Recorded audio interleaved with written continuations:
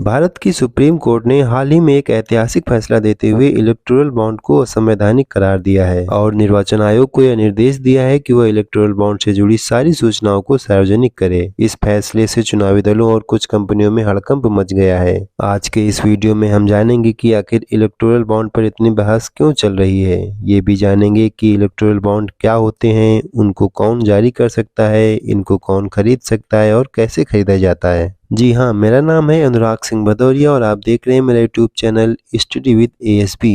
भारत दुनिया का सबसे बड़ा लोकतांत्रिक देश है और भारत में बहुत सारी राजनीतिक पार्टियां पंजीकृत हैं। राजनीतिक पार्टियों को अपने काम का प्रचार प्रसार करने और चुनाव लड़ने के लिए बहुत सारे रुपयों की जरूरत होती है, जिसके लिए पार्टियों द्वारा एक कोष बनाया जाता है जिसे पार्टी फंड के रूप में भी जाना जाता है। उस कोष को भरने के लिए विभिन्न राजनीतिक पार्टियां लोगों से चंदा मांगती हैं, जिसे पार्टी फंड में जमा किया जाता है। वर्ष 2017 से पहले राजनीतिक पार्टियों को कैश के रूप में चंदा दिया जाता था, लेकिन उसमें पारदर्शिता बिल्कुल नहीं थी और काले धन का प्रयोग भी बढ़ने लगा था। इसी को देखते हुए 2017 के बजट भाषण में वित्त मंत्री अरुण जेटली द्वारा इलेक्टोरल बॉन्ड की व्यवस्था को पेश किया गया। भारत सरकार ने इलेक्टोरल बॉन्ड जारी करने का अधिकार केवल स्टेट बैंक ऑफ इंडिया को ही दे रखा है। इलेक्टोरल बॉन्ड एक तरह से डिमांड ड्राफ्ट की तरह होता है, जिसे कोई भी व्यक्ति SBI की पहले से ही निश्चित की गई किसी भी शाखा में पैसे जमा करके खरीद सकता है। उतने ही रुपए की उस व्यक्ति को रसीद दे दी जाएगी। इलेक्टोरल बॉन्ड में कुछ भी नहीं लिखा होता है कि यह किसने खरीदा है और किसको देना है। ये इलेक्टोरल बॉन्ड की रसीद जिसके पास रहेगी वही उसका प्रयोग कर सकता है। वह रसीद जिस राजनीतिक पार्टी को दे दी जाएगी वही उसको कैश करा लेगा। केवल SBI को पता रहेगा कि इलेक्टोरल बॉन्ड किसने खरीदा है। उसके अलावा कोई भी ये नहीं जान पाएगा, क्योंकि नियमानुसार बैंक को ये जानकारी गुप्त रखनी होती है।